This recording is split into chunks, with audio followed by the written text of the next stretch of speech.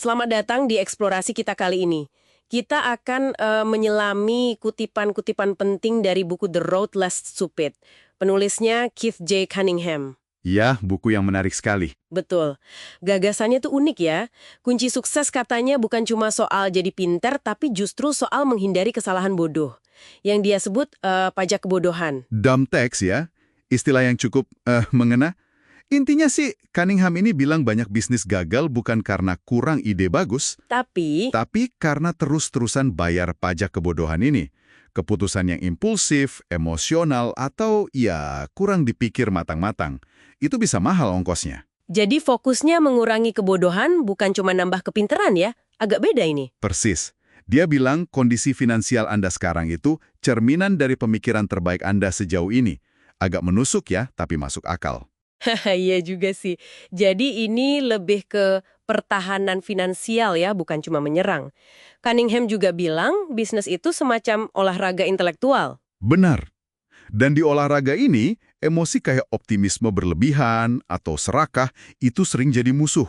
Dia kutip Buffett juga kan, optimisme adalah musuh investor rasional. Oke, terus gimana cara menghindarinya nih secara praktis? Nah, solusi utamanya itu yang dia sebut thinking time. Waktu berpikir. Waktu berpikir. Maksudnya gimana tuh? Cuma duduk melamun? Bukan sekadar melamun. Ini sesi yang terstruktur, sekitar 30-45 menit. Fokus penuh, nggak boleh ada gangguan. Tujuannya menjawab pertanyaan-pertanyaan penting soal masalah atau peluang bisnis Anda. Semacam memaksa diri berpikir kritis gitu, sebelum loncat bertindak. Oke.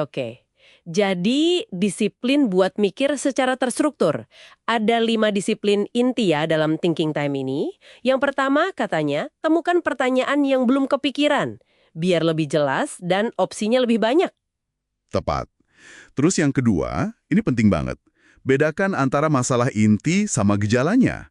Seringkali kita sibuk ngurusin gejala doang. Contohnya, Misalnya, penjualan turun. Kita panik naikin promosi.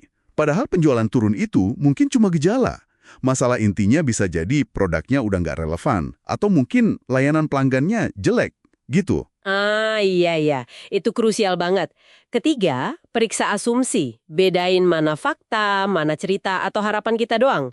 Keempat, pikirkan konsekuensi orde kedua. Maksudnya? Nah, ini mikirin dampak lanjutan, bukan cuma efek langsung. Contoh klasiknya itu soal program Bounty Cobra di India zaman kolonial Inggris. Oh, yang itu ya? Gimana ceritanya? Tujuannya kan bagus, ngurangin populasi kobra. Dikasih hadiah buat tiap kepala kobra, malah bikin orang ternak kobra biar dapat hadiah. Pas programnya dihentikan, kobranya dilepas semua, populasinya malah meledak. Wah, niat baik, eksekusi, dan pemikiran dampaknya kurang ya? Betul. Atau saran pegolf Tom Kite, dia bilang, double bogey itu seringkali bukan cuma karena satu pukulan jelek, tapi pukulan jelek diikuti pukulan bodoh setelahnya. Hindari pukulan bodoh kedua itu, pikirkan konsekuensinya. Wow, oke. Jadi pikirkan efek berantainya ya. Dan disiplin kelima, menciptakan mesin. Maksudnya?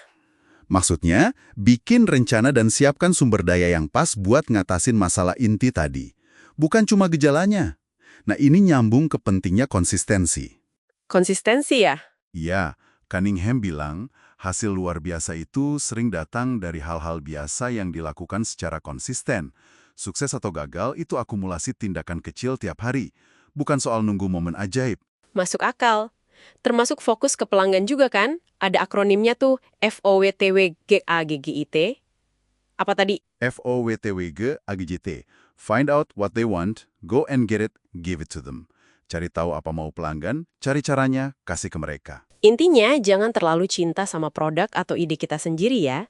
Tapi cintailah pelanggan dan masalah mereka. Ini menjelaskan kenapa kayak McDonald's atau Microsoft bisa sukses besar, padahal mungkin produknya bukan yang terbaik menurut ahli.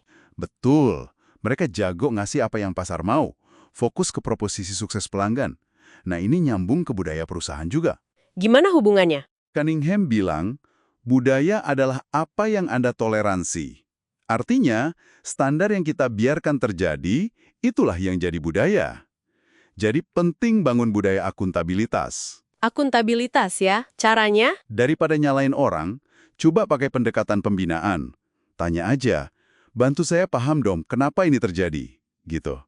Dia juga nyebut kerangka Big Eight, semacam sistem buat bikin ekspektasi jelas dan ngelacak hasil, tapi tanpa perlu ngontrol orang detail banget. Fokus ke hasil. Sistem akuntabilitas tanpa micromanagement, menarik. Dia juga bahas soal fleksibilitas versus sistem kaku kan, khususnya buat bisnis kecil. Iya, betul. Keunggulan bisnis kecil itu kan lincahnya. Jangan asal tiru sistem korporasi besar kalau malah bikin kita jadi kaku dan lambat adaptasi. Ini nyambung lagi ke manajemen resiko. Gimana tuh? Ya, kita perlu mikir sistematis. Apa aja yang bisa salah? Seberapa mungkin terjadi? Berapa biayanya kalau kejadian? Seberapa bisa kita kendalikan? Kadang kemajuan itu diukur dari kerugian yang berhasil kita hindari loh. Kembali ke ide awal ya, ngurangin pecak pajak kebodohan. Terus, menurut Cunningham, apa sih masalah terbesar kita sebenarnya dalam bisnis atau ambil keputusan? Nah ini, menurut saya bagian paling ngena. Masalah terbesarnya itu bukan karena kita nggak tahu apa yang kita nggak tahu. Terus, Tapi karena kita nggak melakukan apa yang kita sudah tahu. Kita tahu harus nabung, harus olahraga, harus mikir dulu sebelum bertindak. Tapi sering ya gitu, cari jalan pintas atau malas aja. Sukses itu butuh komitmen, butuh disiplin ngelakuin yang benar, bukan cuma tahu doang. wah dalam banget itu. Jadi kesimpulan dari The Road Less Stupid ini, sukses jangka panjang itu bukan cuma soal ide brilian ya, tapi lebih ke disiplin. Disiplin mikir kritis, ngelola emosi, hindari kesalahan bodoh, dan eksekusi hal-hal dasar secara konsisten. Tepat sekali, manfaatkan itu thinking time buat nambah tajam keputusan. Lakuin hal-hal mendasar secara rutin, ini soal meminimalkan kesalahan, bukan cuma ngejar kemenangan besar sesekali. Oke. Semoga eksplorasi kita kali ini bisa ngasih Anda alat dan perspektif baru ya, untuk evaluasi pendekatan Anda, ngurangin pajak kebodohan Anda sendiri, dan ya membangun jalan yang lebih bijaksana ke depan. Sebagai penutup, ada satu pemikiran lagi dari Cunningham yang menarik buat direnungkan. Dia bedain antara kesenangan, kebahagiaan, kesuksesan, dan kepuasan atau fulfillment.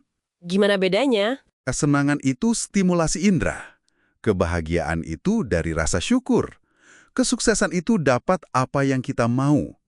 Nah, kepuasan atau fulfillment itu justru dari memberi apa yang kita punya. Jadi, pas Anda ngejar tujuan, coba renungkan. Apa yang Anda kejar itu benar-benar bermakna buat Anda.